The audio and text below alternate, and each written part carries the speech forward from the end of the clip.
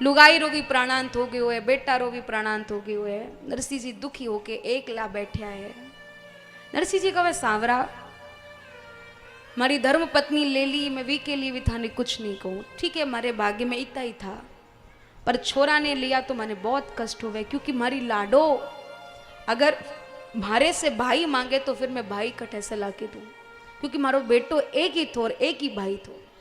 जब ठाकुर जी पूछेगी नानी भाई क्या कहूंगा प्रभु है यदुराई। ठाकुर जी कहे नरसिंह चिंता मत कर, थारो बेटो में लियो हूं तो थारो बेटो बनकर भी मैं बठे जरूर आऊं, जब नानी बाई ने भाई की जरूरत पड़े उन समय। नरसिंह जी कहे मारी छोरी रो मायरो भरे कि थे, मारी छोरी रो भाई बन के आवे थे। ठाकुर जी कहे अरे जब मैं बोल ही दियो कि नानी बाई रो भाई थारो बेटो बन करके आऊं तो मायरो भी मैं जरूर भरूं, कभी भी नानी ने यो नहीं लगने दूं कि भी को भाई नहीं है, हर समय में भाई बन करके कार्य करूं। ठाकुर जी कहे नरसिंह धैर्य रखो, क्योंकि मैं लीला कर रही हूं, लीला में भक्त रे जीवन में दुख संकट आता ही है, धैर्य रख मैं बैठू। नरसिंह जी ठाकुर जी रो स्मरण करे है, हर दुख संकट से धीरे धीरे बाहर निकले है।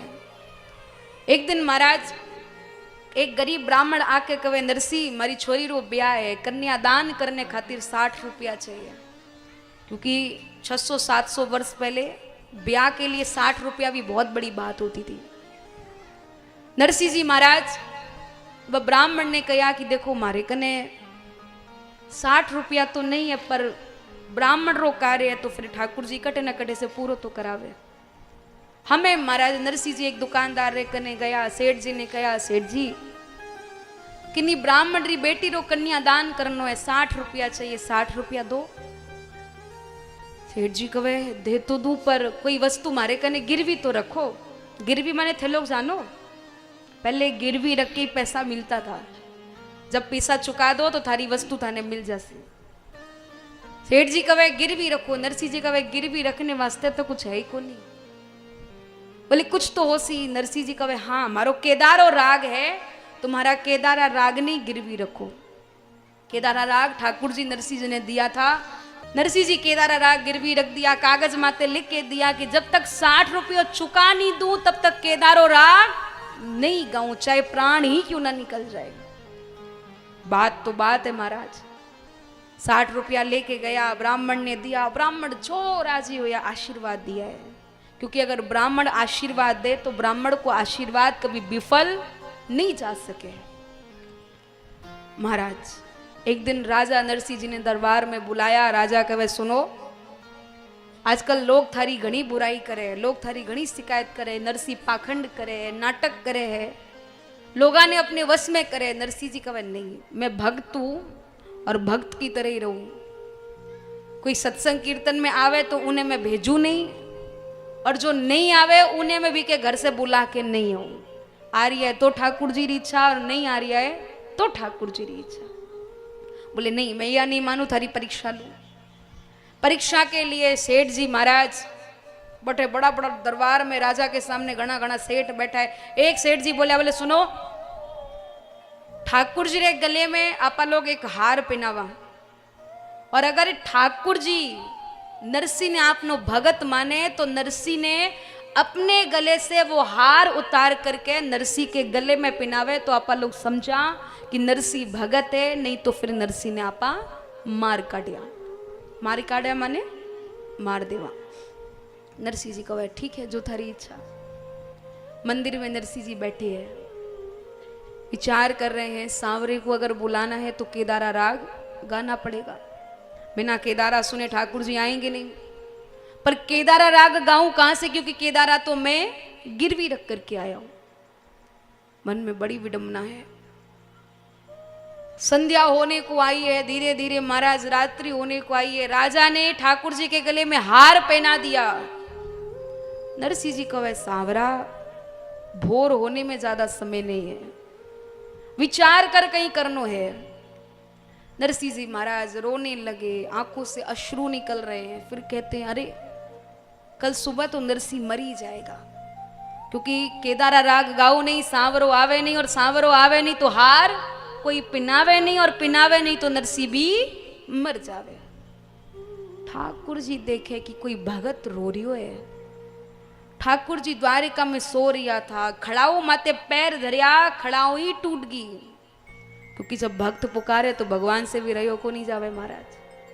ठाकुर जी दौड़ा दौड़ा नरसी का बेस बनाया, नरसी रो रूप बना के बे सेठ जी के कने गया, जिन सेठ जी के पास केदारो राग गिरवी रखो तो। सेठ जी द्वार खोलो। सेठ जी कहे इतनी रात में नरसी जी, अरे क्या बात है? बोले मेरा केदारा राग मुझे मुक्त करके दो, क्योंकि मुझे केदारा राग गाना है। बोले सुबह भी हो सकता था। बोले नहीं, बहुत ज्यादा जरूरी है। 60 रुपया ठाकुर जी दिए। सेठ जी कागज माते लिख के दिया कि नरसी माने रात में जगा के मारा 60 रुपया दे के आपनो केदारो राग मारे से मुक्त करायो है। नरसी जी महाराज बटे मंदिर में बैठे आए थे। ठाकुर जी नरसी को बेस बना करके केदारो राग मुक्त करा दिया है। नरसी जोर जोर से रो रिया है। ठाकुर जी कहे अरे मैं तो सब काम कर रही हूं और भगत रो ही रहे है। ठाकुर जी भी कागज ने नरसी जी री गोद माते डालिया। ठाकुर जी ऊपर देख रिया है, नरसी जी सांवरा ने मंदिर में देख रिया है। धीरे धीरे नजर गोद में गई है, कागज पड़ो है। कागज ने उठाया, कागज ने पढ़िया। कागज में लिखा था आधी रात में नरसी माने जगार मारा 60 रुपया देर आपनो केदारो राग मुक्त करायोड़ो। बोल भक्त वत्सल भगवान की। नरसी जी कहे अरे मैं तो यहां से उठ के भी नहीं गया। 60 रुपया क्या, मेरे पास तो एक धेला तक नहीं है। अरे मैंने कब मुक्त करा दिया? नरसी जी रो रहे हैं, ध्यान केवल ठाकुर जी की ओर है। जो मंदिर में ठाकुर जी की प्रतिमा है, ऐसा लग रहा है कि मानो ठाकुर जी साक्षात खड़े हों। ठाकुर जी उंगली से इशारा करें, अरे मैंने किया है तो क्यों परेशान है, गा केदारा राग। जब ठाकुर जी ने आश्वासन दिया तो नरसी जी महाराज केदारा राग गा रहे हैं। जैसे ही नरसी जी केदारा राग गाया महाराज, ठाकुर जी स्वयं आके मंदिर में जो प्रतिमा है गले से हार उतार करके नरसी जी को हार पहनाया। और जितने लोग खड़े हैं सब तमाशा देख रहे हैं कि नरसी आज मरने वाला है। पर जैसे ही ठाकुर जी ने हार पहनाया, जितना लोग था सब नरसी जी की जय जयकार करने लग गया। राजा नरसी जी के चरणा में गिर करके कहे कि मैं एक भक्त रो अपमान करूं, लागे भगवान माने कदे माफ नहीं करे। नरसी जी कहे नहीं, ठाकुर जी री जो इच्छा थी आपा लोग वही करया, जो हो ठीक ही हुयो है महाराज।